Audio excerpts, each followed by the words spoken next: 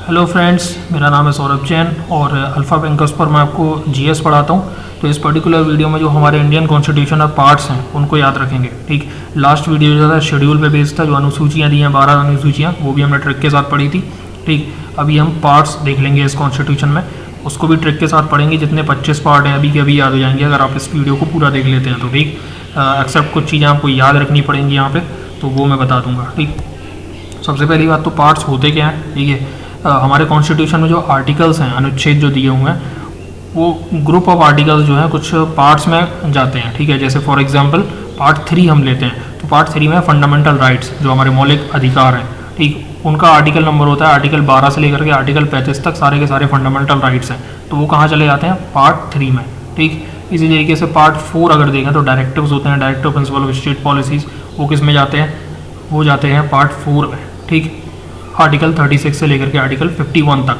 ठीक, इस तरीके से में क्या है, ग्रुप ऑफ आर्टिकल्स जो है सबका अपना अपना अलग अलग सब्जेक्ट होता है, तो वो पार्ट में चला जाता है किसी पार्ट में। ठीक है, तो अभी हम देखेंगे, सारे के सारे देख लेंगे। तो यहाँ पे आप ध्यान रखिए कि ये 22 पार्ट्स थे इनिशियली हमारे कॉन्स्टिट्यूशन में। कितने थे, 22 पार्ट्स, 22 पार्ट्स थे इनिशियली, अभी जो है 25 पार्ट्स हैं। ठीक, मतलब अगर आप नंबर देखेंगे तो 22 तक ही जाएंगे, बट उनके सब पार्ट्स मिला के कितने हो जाएंगे, 25।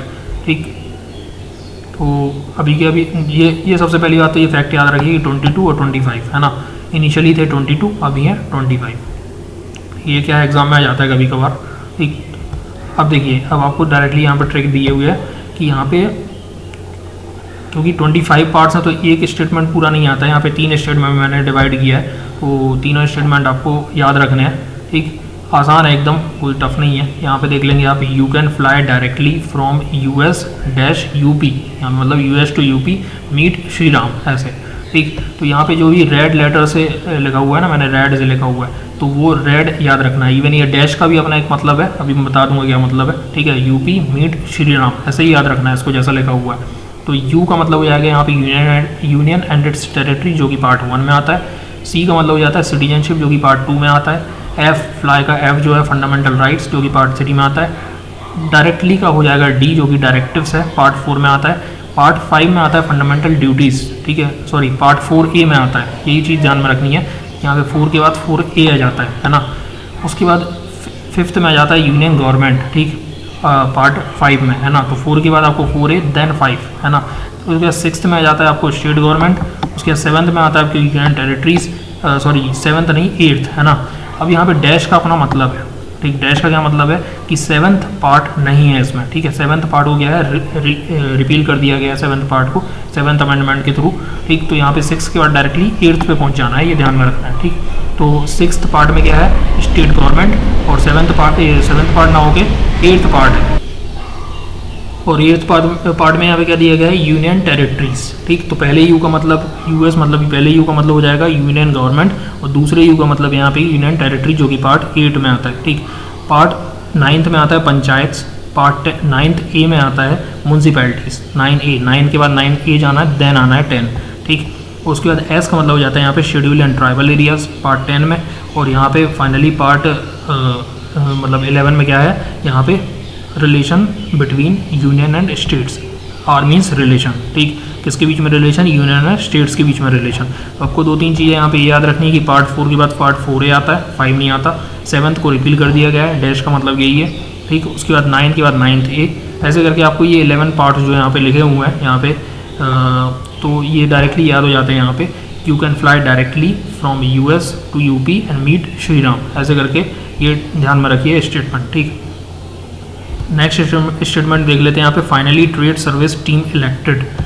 ये और भी आसान हो जाता है यहाँ पे पार्ट 12 से। क्या है, फाइनली का फाइनेंस ले लीजिए। ठीक है, ट्रेड का यहाँ पे ट्रेड ले लीजिए एज इट इज़। ठीक, पार्ट 13 में सर्विस का सीधा सर्विसेज ले लीजिए पार्ट 14 में, और टीम मतलब हो जाएगा यहाँ पे ट्रिब्यूनल, टी फॉर ट्रिब्यूनल।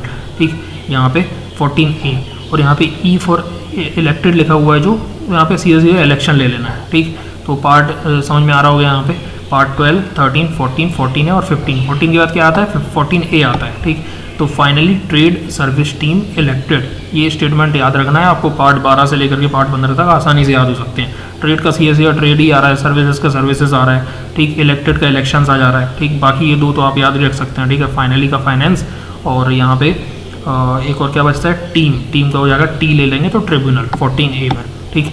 अभी हम देख लेंगे आखिरी में टेबुलर फॉर्म में सारे देखेंगे, ठीक। तो ये हो गया। इसके बाद यहाँ पे आ जाता है स्लीमैट्स, ठीक। डायरेक्टली स्ट्रेट फॉरवर्ड याद रखिए आप, क्या, स्लीमैट्स ऐसे ही याद रखने रहे हैं, ठीक है। तो स्लीमैट्स में एस जो है, एस मतलब है स्पेशल प्रोविजंस, क्या स्पेशल प्रोविजंस हैं अभी देख लेंगे, ठीक है। एल मतलब है लैंग्वेजेस, जो ऑफिशियल लैंग्वेजेस हैं, ठीक, पार्ट 17 में।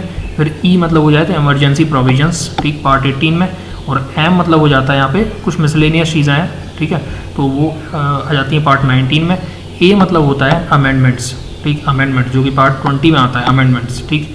टी मतलब हो जाता है यहाँ पे क्या, temporary, transitional and special provisions, जो कि पार्ट 21 में आता है। फिर फाइनली एस मतलब हो जाता है शॉर्ट टाइटल, कमेंसमेंट वगैरह, ठीक है, वो देख लेंगे अभी। तो एस जो कि पार्ट 22 हो जाता है ना। तो ये ध्यान में रखना है आपको कि इस तरीके से यहाँ पे स्लीमैट्स आप ध्यान रखिए, ठीक है। तो 3 स्टेटमेंट आपको याद रखते हैं अगर आप, तो सीधा सीधा याद हो जाता है, ठीक। सबसे पहला तो ये है कि you can fly directly from US to UP, meet Shriram, as it is याद रखिए इसको। दूसरा हो जाएगा finally trade service team elected, इसको भी एज इट इज़ याद रखिए। और फाइनली ये हो जाएगा स्लीमैट्स, उसको भी एज इट इज़ याद रखिए, ठीक। तो जिस तरीके से मैंने समझाया वैसे आप पढ़ सकते हैं। अब देखिए टेबल में जो है पूरे के पूरे पार्ट्स और उनमें क्या कौन कौन से आर्टिकल्स हैं आप यहाँ से पढ़ सकते हैं, ठीक है। अगर आपको याद, देखिए इस टेबल को 3-4 बार पढ़ लेना है आपको, तभी आपको ट्रिक ध्यान में रहेगी। क्या इससे सीधा सीधा पता चल जाएगा कि यहाँ पे क्या है, पार्ट 4 के बाद जैसे 4A दिया है ना, पार्ट 4 के बाद क्या दिया है, 4A दिया है, ठीक। इसी तरीके से जैसे 9th A दिया है, 7th को है रिपील कर दिया गया है, ठीक। और इसी तरीके से यहाँ पे 14 के बाद 14A दिया है, रोमन्स में लिखा है सारा, है ना, जैसे यहाँ पे। तो ये ध्यान में रखना है आपको। और कौन कौन से आर्टिकल कंटेन करता है ये, वो तो यहाँ पे अलग से लिखा हुआ है पूरा, है ना। तो यहाँ पे जैसे पार्ट 1 में है union and it's territory, part 2 में सिटीजनशिप है, पार्ट 3 में है फंडामेंटल राइट्स, कहाँ से, आर्टिकल 12 से लेकर के आर्टिकल 35 तक, ठीक। तो ये देख रहे होंगे आप यहाँ पे। इसी तरीके से ध्यान में रखना है। जैसे पार्ट 4A में क्या दिया है, फंडामेंटल ड्यूटीज़, 4 में क्या दिया है, आर्टिकल 36 to 51 क्या दिया है, डायरेक्टिव्स, ठीक। ऐसे यूनियन, स्टेट्स, ये सारी की सारी चीज़ें ये आपको ध्यान में रख लेनी है, ठीक। तो पार्ट 22 तक यहाँ पे, मतलब सब पार्ट्स अगर आप मिलाएंगे तो 25 हो जाएंगे। तो ये ध्यान में रखने हैं। इंपॉर्टेंट कौन कौन से मैं बता देता हूँ एक बार। देखिए इंपॉर्टेंट जो एग्ज़ाम में आ सकते हैं, इंपॉर्टेंट जो है क्या, कौन कौन से, देखिए यहाँ पे जैसे सिटीजनशिप इंपॉर्टेंट है, पार्ट 2 में आता है, ठीक। यूनियन टेरिटरीज़ भी इंपॉर्टेंट है, पार्ट 1 है, ठीक है। पार्ट 3 जो है फंडामेंटल राइट्स ऑलवेज इंपॉर्टेंट, ठीक। पार्ट 4 में जो है directive principle of state policies, ठीक है। पार्ट 4A भी इंपॉर्टेंट है, फंडामेंटल ड्यूटीज़। इसके बाद आप डायरेक्टली यहाँ पे पंचायत पे आ जाइए, ठीक। पार्ट 9 में यूटीज़ भी इंपॉर्टेंट है, ठीक।